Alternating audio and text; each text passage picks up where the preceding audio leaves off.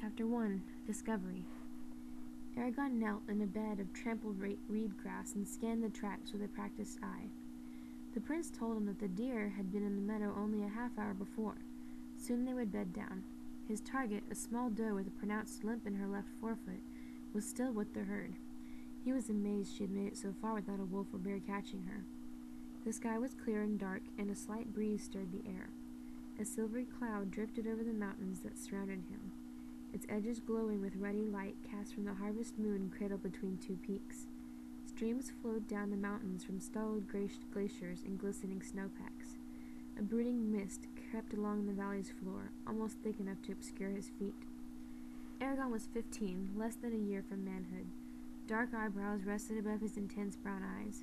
His clothes were worn from work. A hunting knife with a bone handle was sheathed at his belt, and a buckskin tube protected his yew bow from the mist. He carried a wood-frame pack.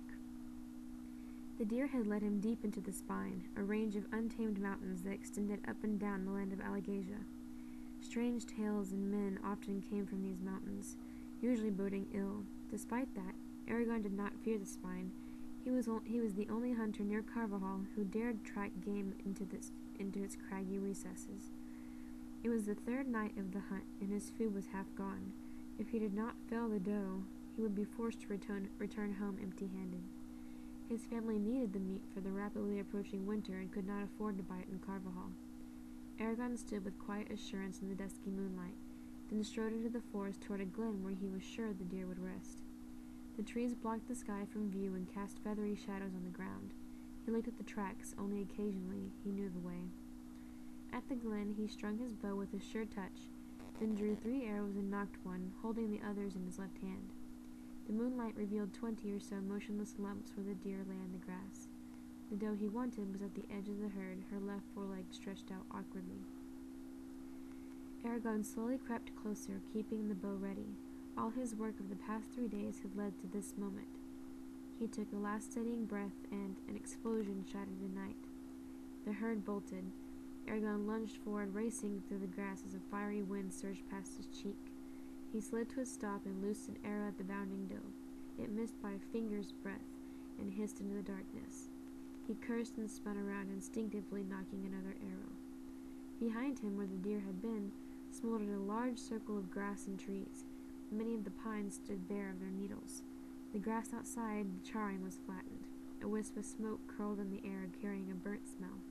In the center of the blast radius lay a polished blue stone. Mist snaked across the scorched area and swirled insubstantial tendrils over the stone.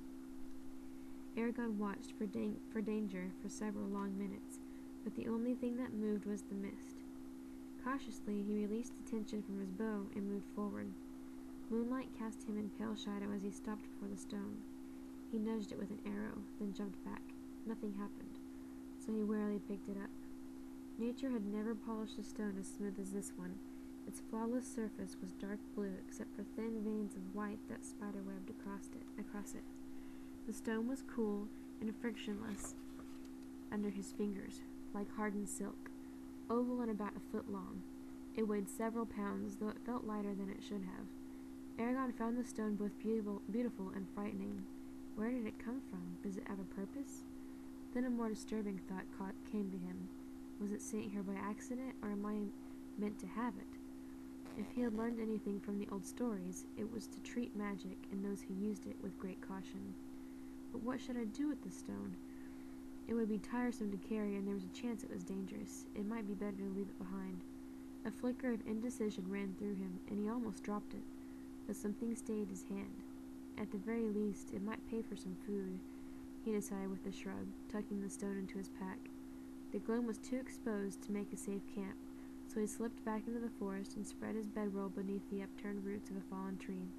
After a cold dinner of bread and cheese, he wrapped himself in blankets and fell asleep, pondering what had occurred.